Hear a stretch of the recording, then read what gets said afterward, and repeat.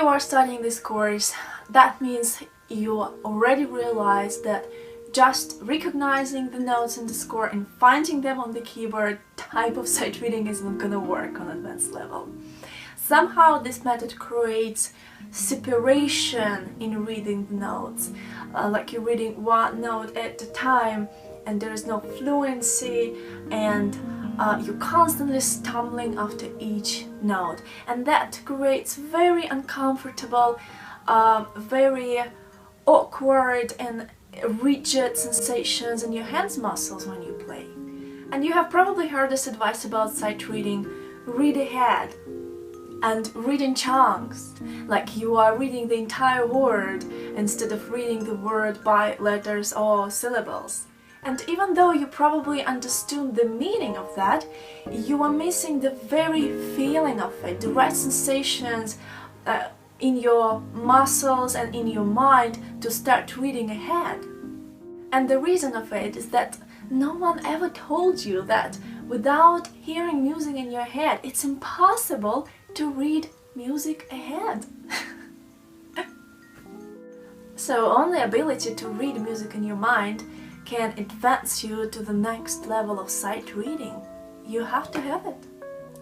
So imagining the notes in your head is the first step of reading music in your mind. Yet, if you just imagine one note, a pitch of a note without its sound movement, then you're still on the stage of reading the note one at a time. We still need to find a way to connect the notes in our mind, to kind of read them in blocks, like we're reading even, let's say, a sentence, instead of just each word one at a time. Fluency in reading is only achievable by imagining a pitch of a note in sound movement, when you can stretch in your head the sound to the right or to the left. When we sing,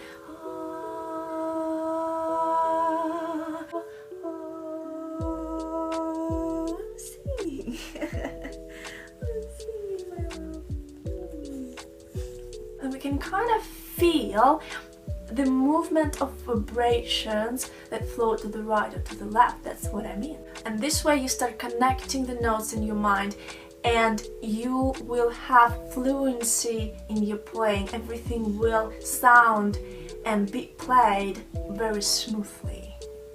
So this is basically the essence of fluency in your sight reading. And now let me explain how it works exactly. When you hear music in your mind with sound movement, that creates the same sensations in your muscles.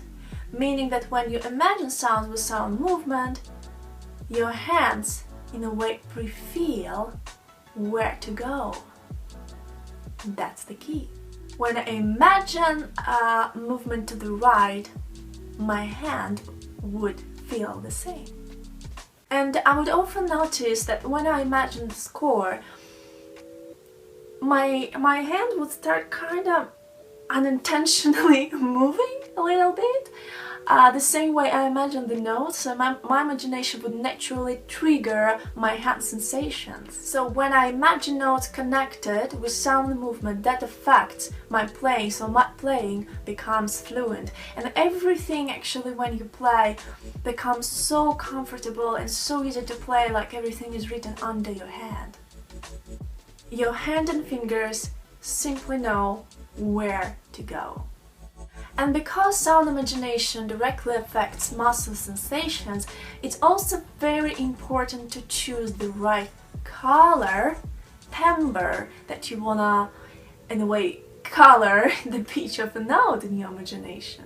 For example, if I were to imagine timbre, kind of cold, rigid, metallic timbre, let's say, of a trumpet sound, that would right away give me a sensation, very tense and rigid sensations in your muscles. You can try right now.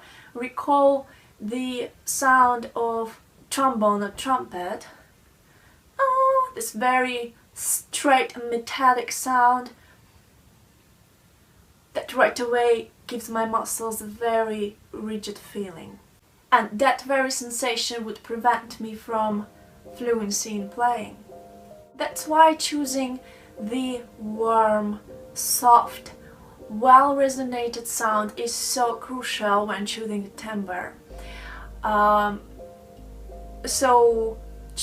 Choosing, let's say, a beautiful flowing vocal voice or the timbre of string group of instruments would be the right choice in this case. Another reason to choose, let's say, the timbre of string group of instruments is imagination of sound movement. That's the very reason why I didn't stop my choice on imagining, let's say, the timbre of piano. Piano sound is very hard to stretch. You can try it right now and I kind of feel it's very limited. I can't do this.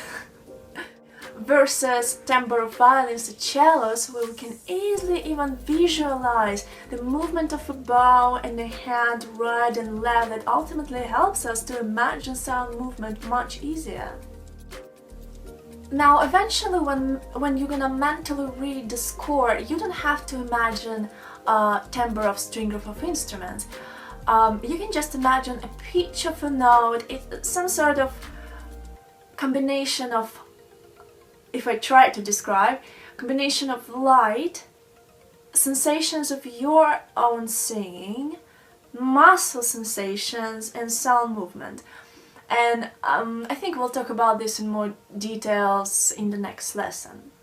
But right now, to help you start developing musical inner ear, sound and sound movement imagination, fluent and light sensations in your muscles while playing, we have to start with imagining very particular timbres of the sound, timbres of violins or cellos.